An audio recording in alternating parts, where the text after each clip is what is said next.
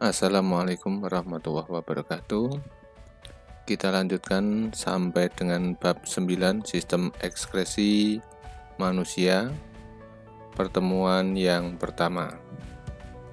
Tujuan pembelajaran kali ini adalah memahami organ dan proses pengeluaran sisa metabolisme tubuh manusia.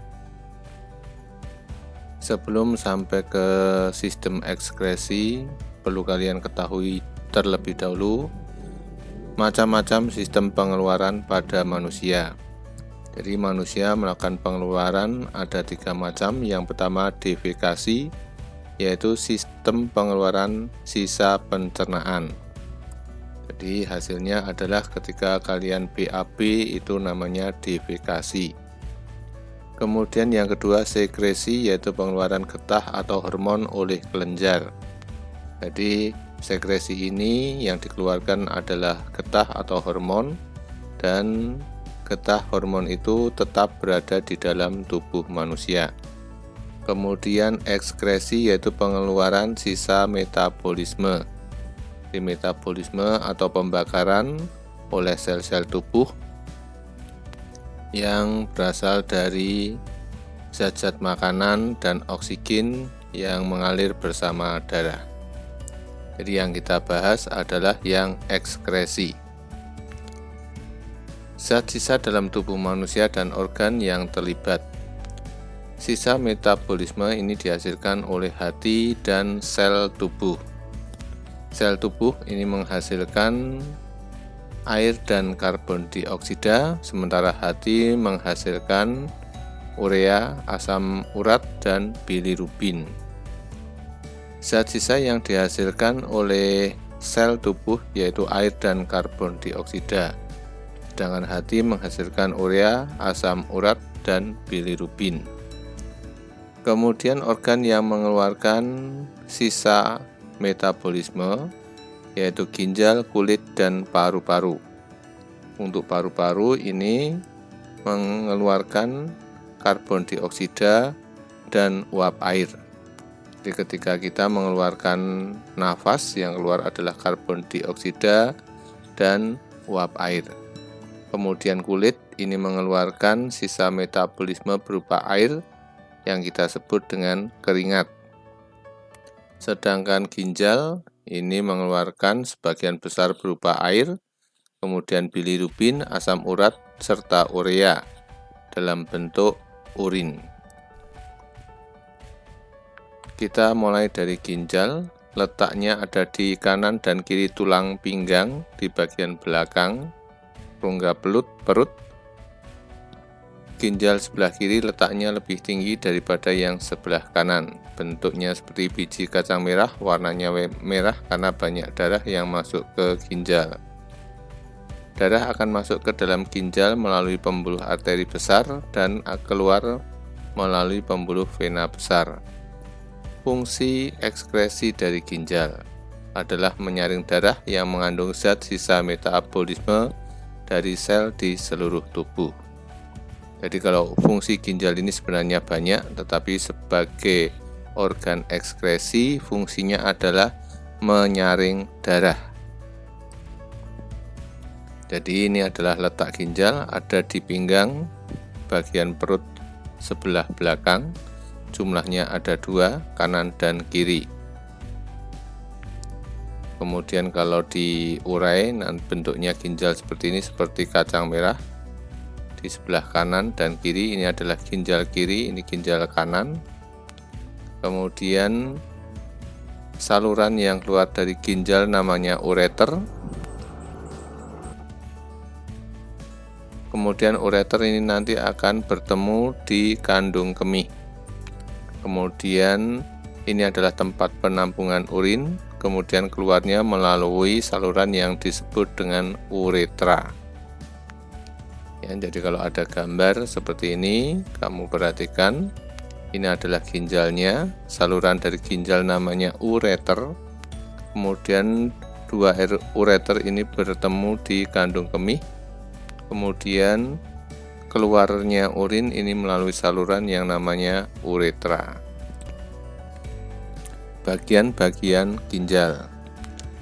Ginjal terdiri dari 3 bagian utama. Yang paling luar namanya kulit ginjal atau korteks. Kemudian sumsum ginjal atau medula yang berbentuk seperti apa ini? Segitiga atau apa? Ini namanya sumsum ginjal. Kemudian ada rongga atau lubang di tengah-tengah ginjal. Ini yang disebut dengan pelvis.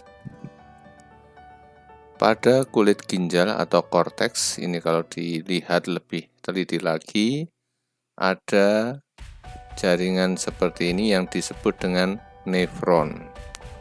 Jadi ini adalah nefron. Jumlah nefron di sebuah ginjal ini jumlahnya jutaan nefron. Jadi nefron ini sebagian besar ada di bagian kulit ginjal, hanya sebagian kecil yang ada di medula. Kita uraikan lagi untuk nefron. Jadi ini semuanya ini adalah nefron. Ini adalah darah yang keluar dan masuk dan keluar ginjal. Ini darah akan disaring di suatu organ yang namanya glomerulus. Glomerulus ini adalah tempat menyaring atau untuk mengeluarkan sisa-sisa metabolisme dari darah. Nah, hasil dari penyaringan darah tersebut akan ditangkap di dalam sebuah kapsul, namanya kapsul Bowman. Nah, glomerulus dan kapsul Bowman ini secara keseluruhan disebut dengan badan Malpighi. Jadi badan Malpighi itu terdiri dari kapsul Bowman, mangkoknya ini, kemudian glomerulus ini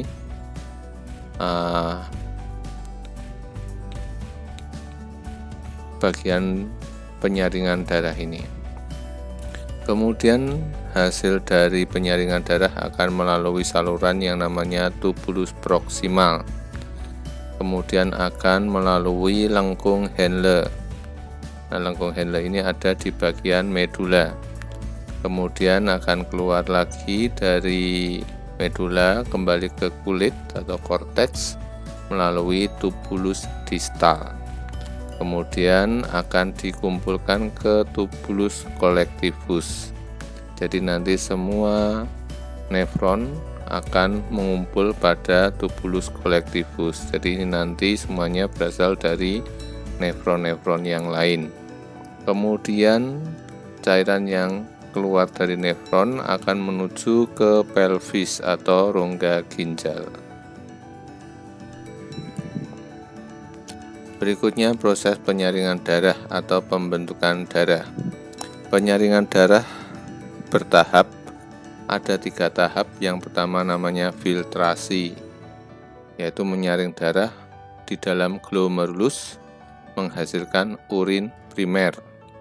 Setelah difiltrasi darahnya, urin primer ini akan direabsorpsi atau diserap kembali zat-zat yang masih berguna di dalam contortus proximal. Nanti akan menghasilkan urin sekunder. Nah, urin sekunder ini nanti akan ditambah dengan zat-zat sisa yang tidak dimanfaatkan oleh tubuh di dalam contortus distal. Prosesnya namanya augmentasi, sehingga menghasilkan urin. Jadi, darah disaring melalui 3 proses agar bisa menghasilkan urin yang kita keluarkan dari dalam tubuh kita.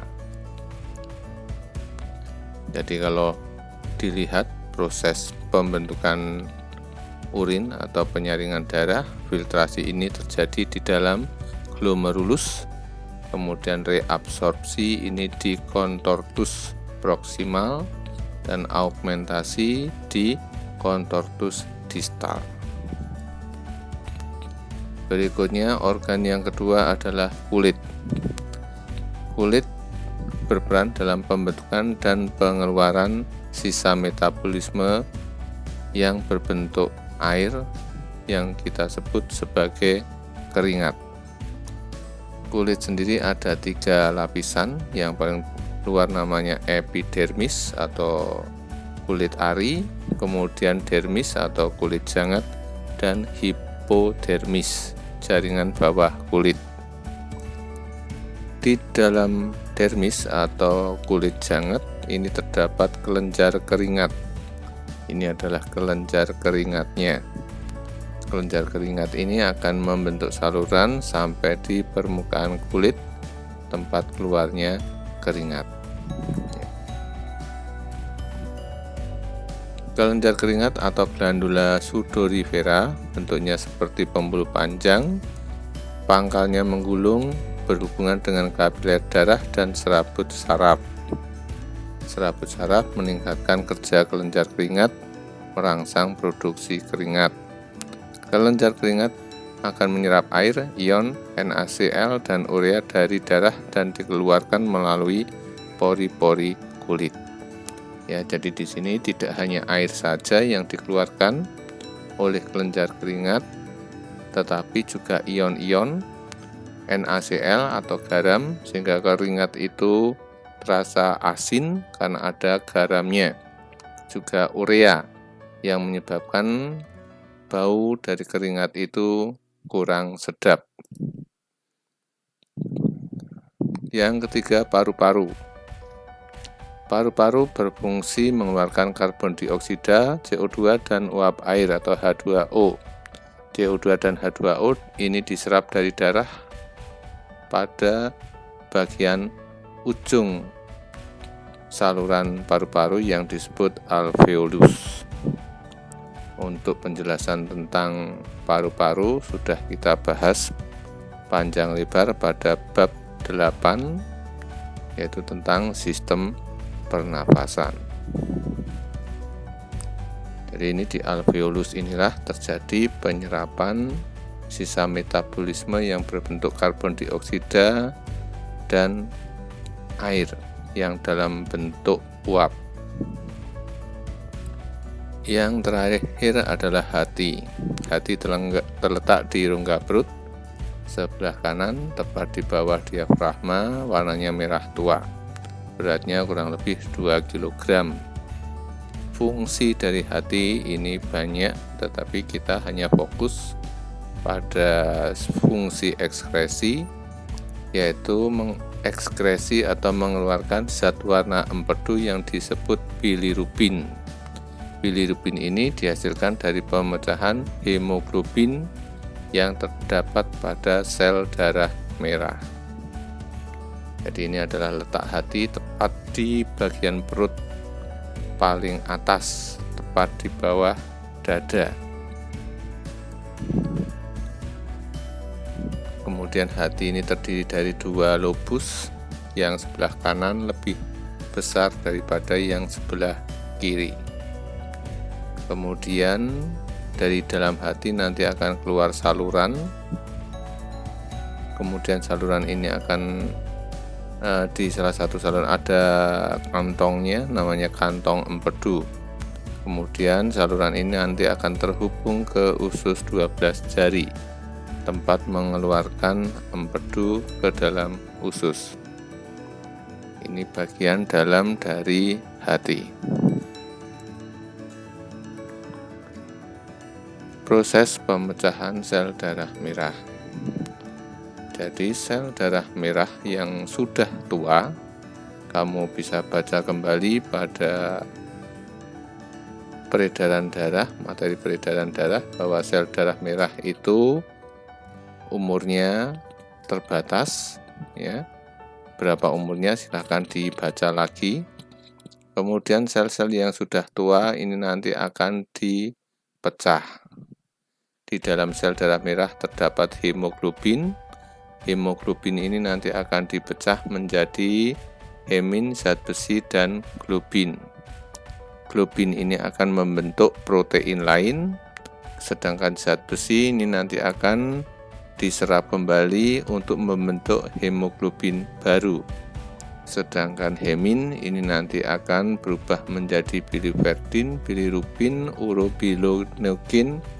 Kemudian urobilinogen ini akan menjadi dua, yaitu urobilin yang menjadi pewarna urin yang berwarna kuning.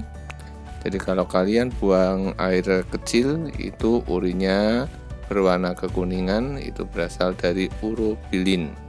Sementara sterkobilin ini adalah pewarna coklat pada feses. Ketika kalian buang air besar itu berwarna agak kecoklatan karena adanya zat yang namanya sterkobilin. Demikian untuk materi sistem ekskresi pertemuan yang pertama. Kamu baca, kamu pahami. Kalau ada yang kurang jelas silahkan ditanyakan, bisa melalui komentar di ruang guru maupun melalui WA.